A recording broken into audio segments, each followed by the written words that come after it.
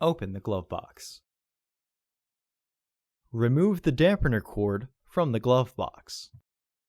Push in on both sides of the glove box to release the stops.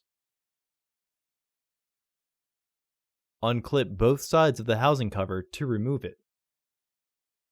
Remove the old filter from the housing and clean out any debris inside.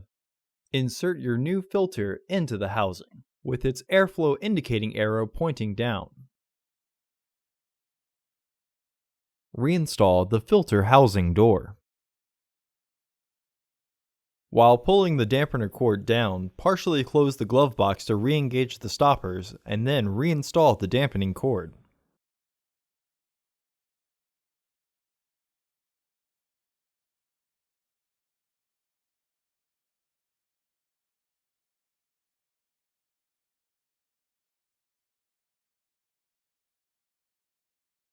Close the glove box.